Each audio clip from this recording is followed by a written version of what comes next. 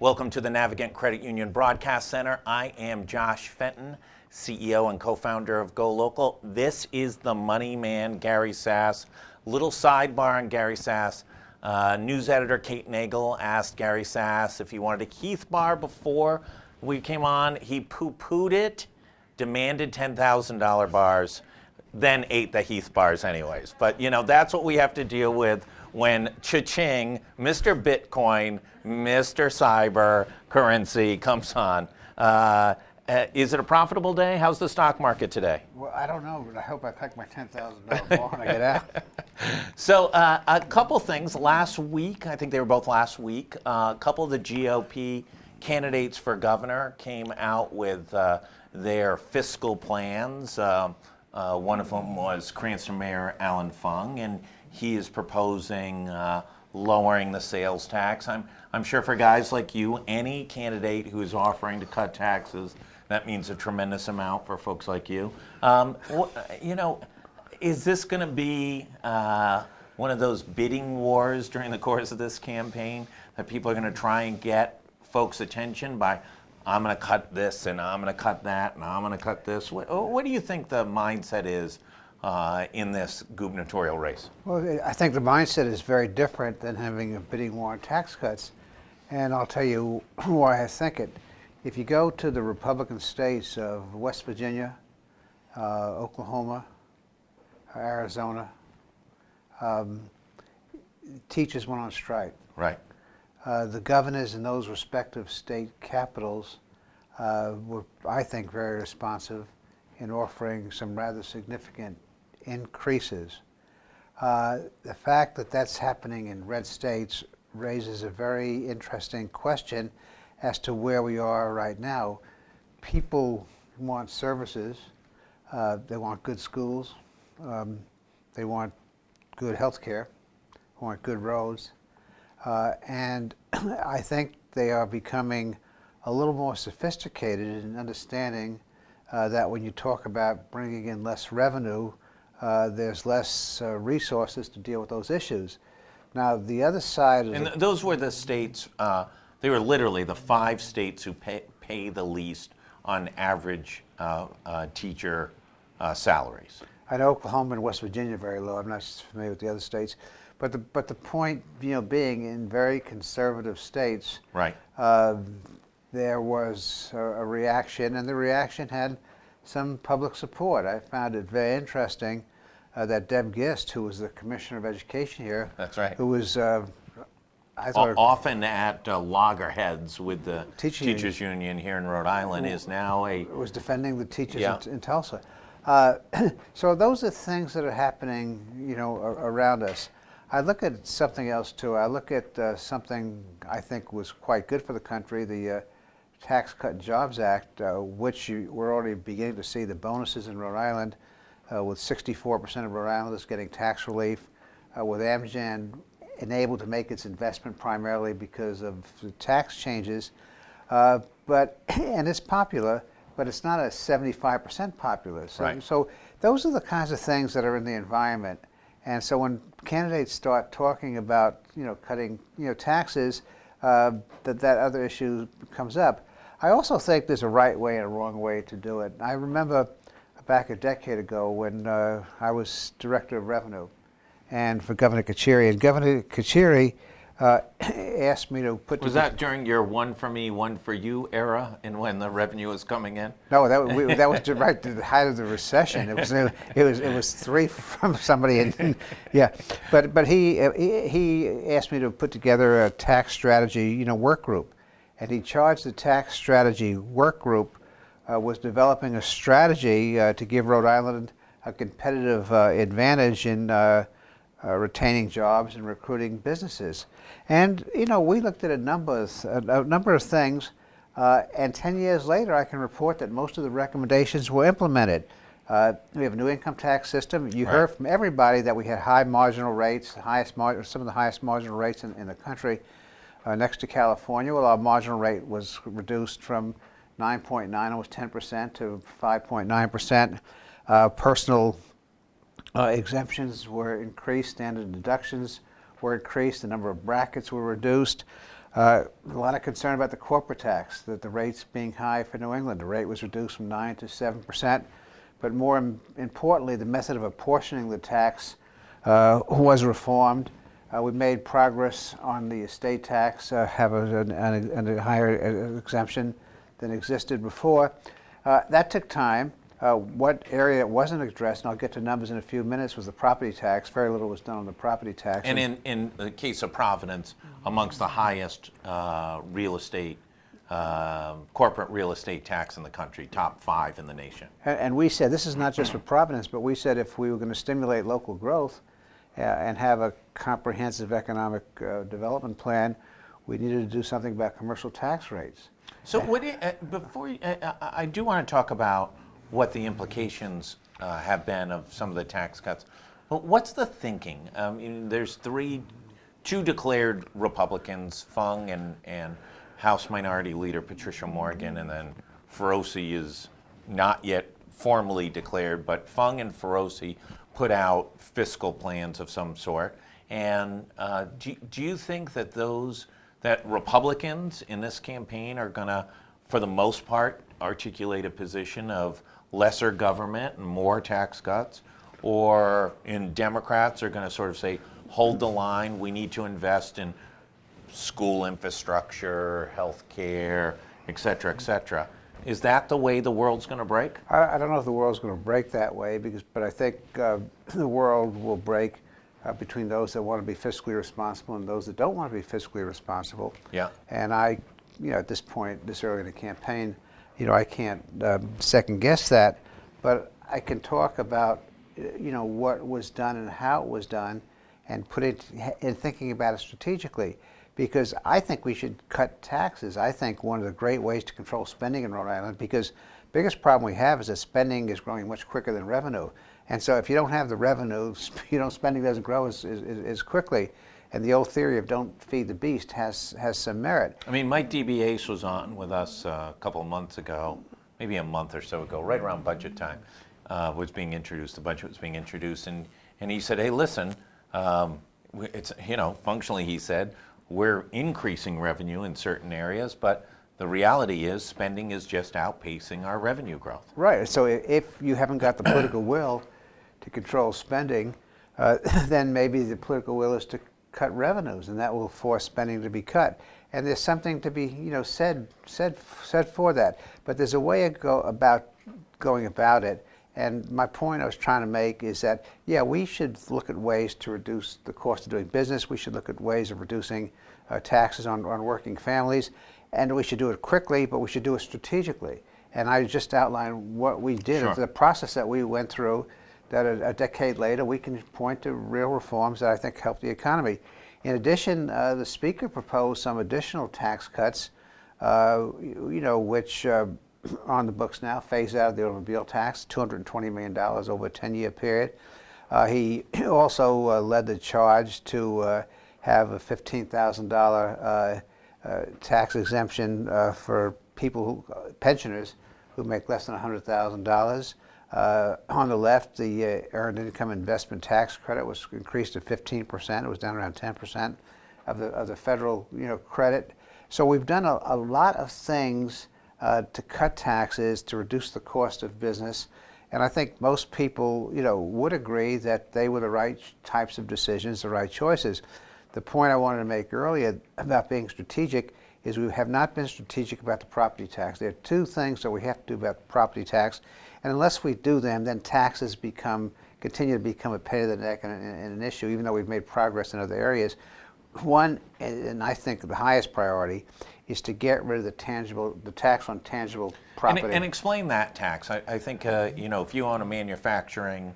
well, you don't pay a tax on your machinery and equipment used in manufacturing. No, but on what you've got in the warehouse you do. Yeah, well, if I own a shop on Westminster Street here, I pay my tangible property, my cash register, my computer desk, I pay a tax on that. It's a nuisance tax. It discourages development. It's the one area of the property tax that you really can help small business out. People talk about tax credits and reducing fees. If you really want to help small business and you want to help the inner cities, then you get rid of the tangible tax. What does the tangible tax generate on an annual basis? Do you have a ballpark? No, it's probably about $20 million on an annual basis. The other issue tied to it, and I think these are joined by the hip, a lot of towns put in classification systems because they didn't want to shift any more of the burden onto homeowners. Well, we put in classification systems and we drove commercial property out. So we need to come up with a classifications approach. We need to come up with an approach to getting rid of tangible tax. That's strategic. Right. I can explain, I can show you runs, I can explain how it helps up economic development, I can explain how it ties into some of the other Commerce RI programs. That's there. If you want to talk about the sales tax, I don't know what the right answer is, but I know there are certain things that are subject to a 7% sales tax that create more competitive difficulties than other things. So, for example, has anyone looked at the alternative? Instead of cutting the sales tax for everything, cut the sales tax on cars, bring the around to 7 to 5%, cut the sales tax on some electronics, cut it on big ticket items. Think strategically, and I think the taxpayers of the state are owed by the candidates some thoughtful consideration, because I for one favor tax cuts. I think tax cuts are important as a way to make life more affordable for working people and also for driving competitiveness. There are a couple of very simple principles.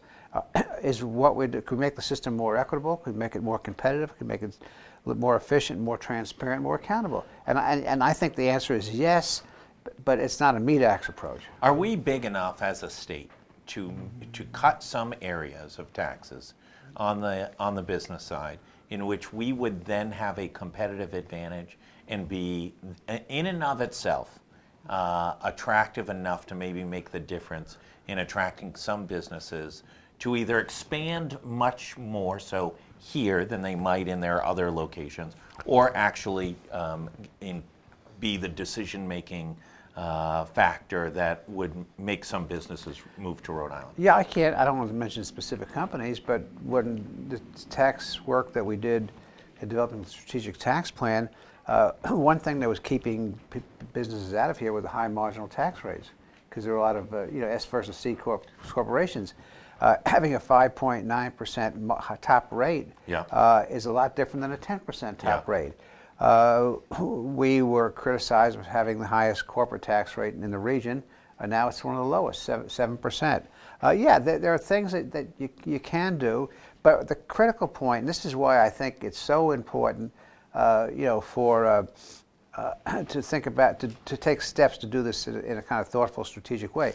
The tax study that I referenced was done 10 years ago. Mm-hmm. Things have changed. Yeah, absolutely. We want other states have changed policies. Other states have created initiatives. Yeah, exactly. There's been a big federal tax change. The Tax Cut and Jobs Acts have changed.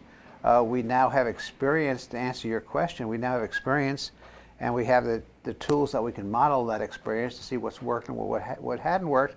And so that's the way you should go about it. The focus should be, I agree with the candidates that want to reduce the cost of doing business in the state. You don't want to give the taxpayers a better deal. I think that's absolutely the right policy in the right direction.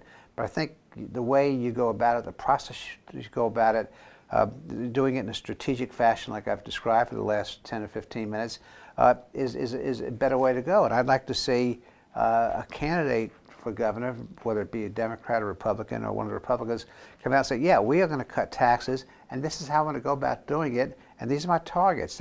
That's a way, where a much more credible way and a more effective way, I think. Do you think that fiscal issues, it appears, whenever you get the state right track, wrong track, when wrong track's the dominant, fiscal issues usually are the decision-making factors for most voters. Do you think somebody's going to win this on that type of sort of, I don't want to call it a tagline, but there's going to be some new element in this conversation that's going to drive people? You could say Trump on the wall was a big factor in gaining a lot of early adopters who could connect to Trump on a host of issues that they memorialized in the idea of fair trade, illegal immigration, a bunch of things. Do you see that there's a factor here in Rhode Island that could galvanize folks? Well, it's hard to say. I think the factors that galvanize folks are how they feel about themselves, how they feel about their financial security. Yeah. And so if a candidate has a creditable position on jobs, if a candidate has a credible fiscal policy, people don't sit around and worry about if the state deficit is $100 or $90, but they worry about the science lab in their kids' school. Right. They worry about the pothole in the street.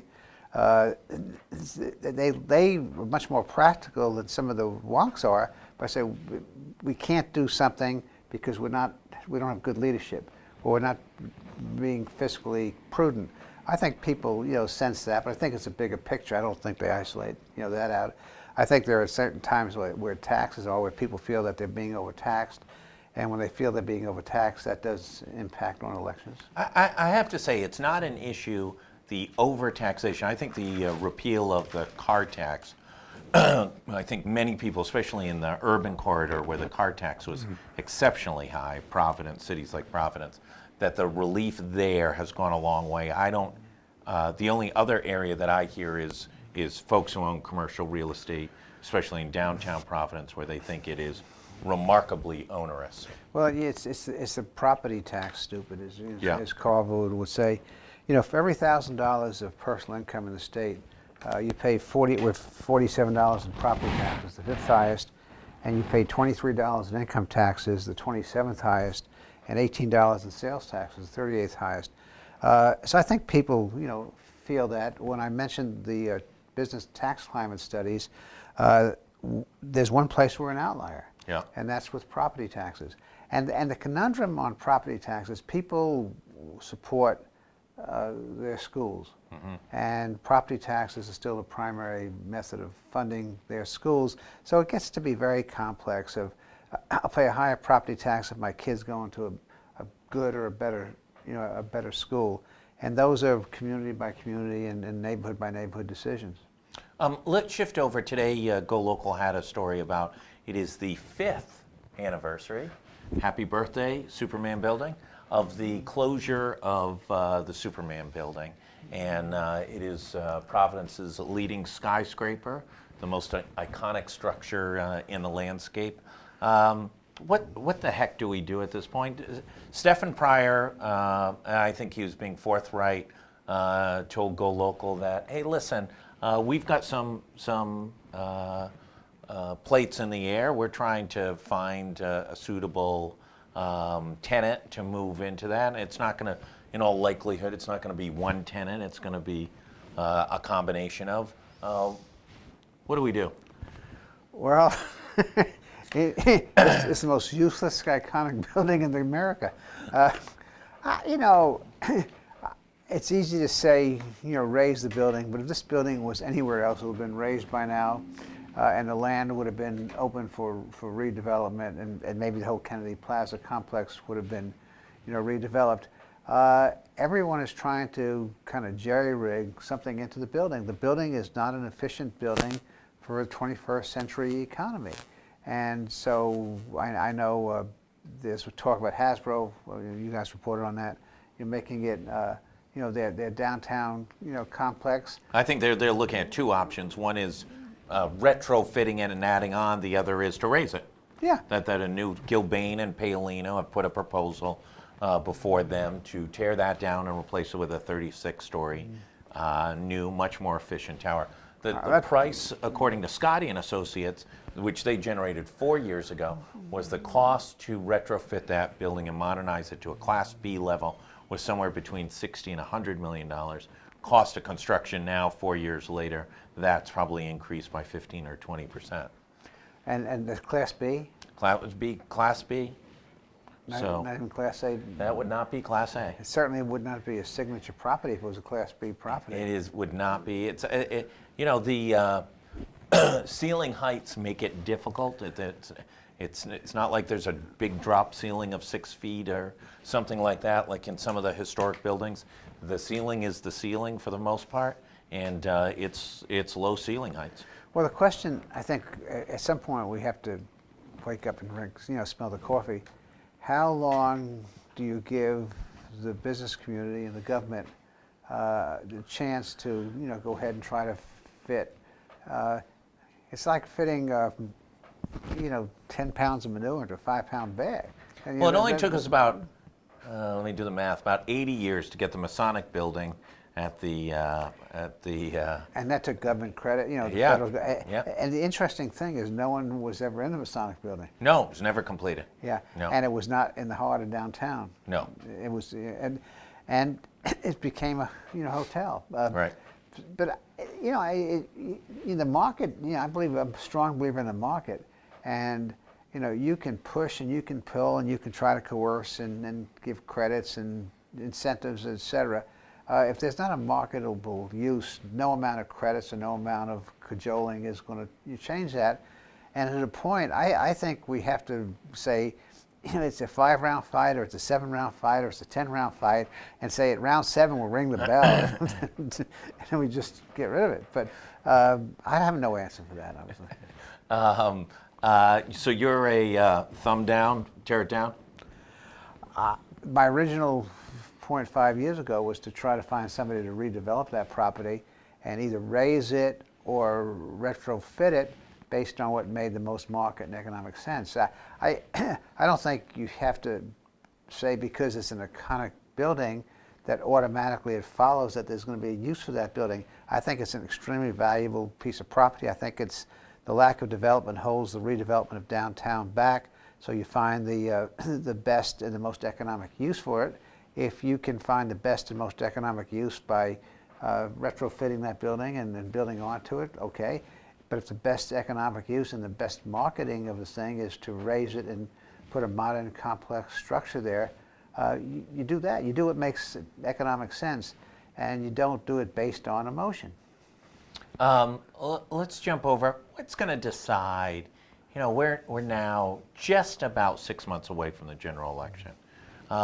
Where do you think the mindset of the public is related to the economic situation of the state of Rhode Island? I think it's very mixed. I think just from your polling, and it's a little dated now. Yeah, October. Yeah, with 39% thinking people going in the right direction, which really hasn't moved for the 3 years of this governor. It's between 32 and 40%. No, there's been a couple other polls, and it doesn't look like she's moved a lot. So people are hearing a lot of talk about jobs and economic development. I don't think they're seeing how it impacts on them.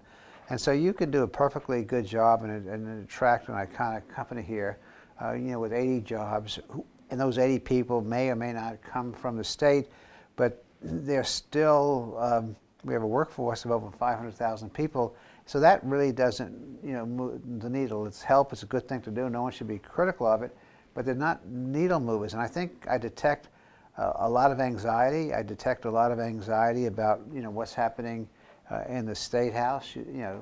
HUHIP, that's just one example. Yeah. DCYF. The problems we have in education. There's been no improvement in the performance of our schools in 3 years. No. If you look at the National Assessment of Education Progress. So I think there's a kind of, I don't want to use Jimmy Carter's word malaise, but I use the word anxiety. People saying there's all this activity and all these press releases, and we have all these announcements, and yet how is my kid going to find a job here? Am I going to be able to retire here and afford to stay in my house because of high property taxes? And no one is answering those questions. And the first candidate that shows the leadership and is able to communicate, with the needs and concerns of the typical Rhode Islander will probably do very well.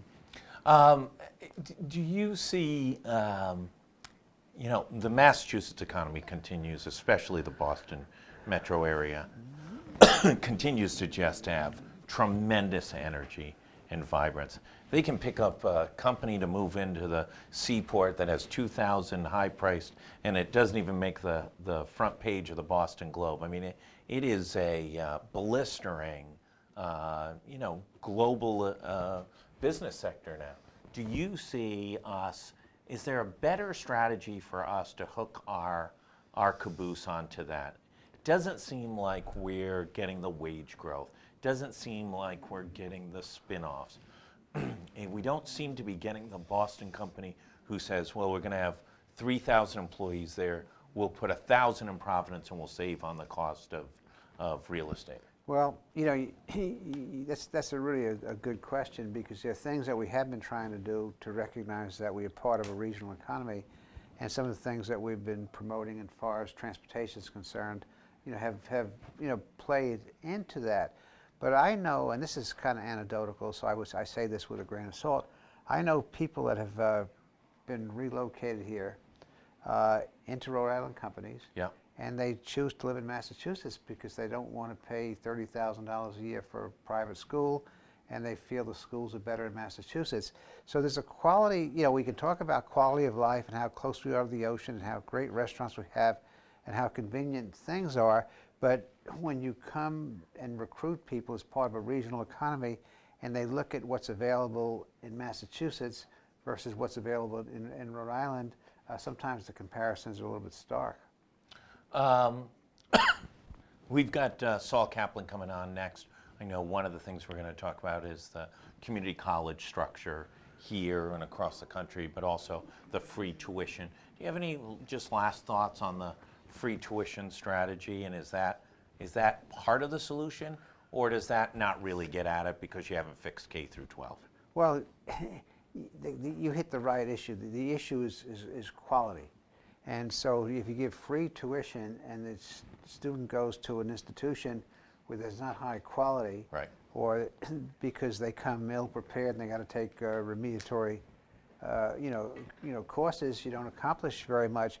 I think the way we did the free tuition wasn't really very thoughtful.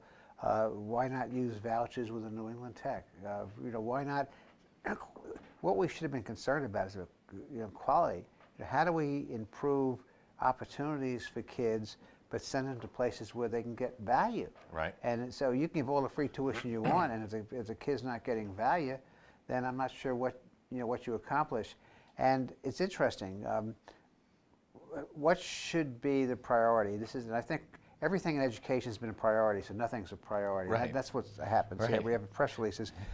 Last month, the URI and Rick announced an increase in tuition. I'm not sure. I don't know if CCRI did or not.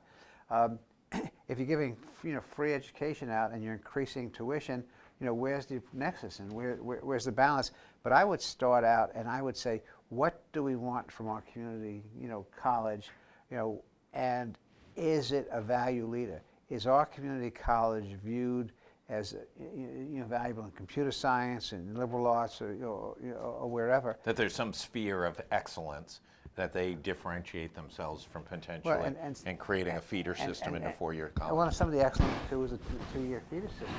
I don't think anybody seriously thinks that the quality of education at CCRI is the same as 2 years at URI, and yet they matriculate, if they are lucky enough to matriculate, into the university in the third year.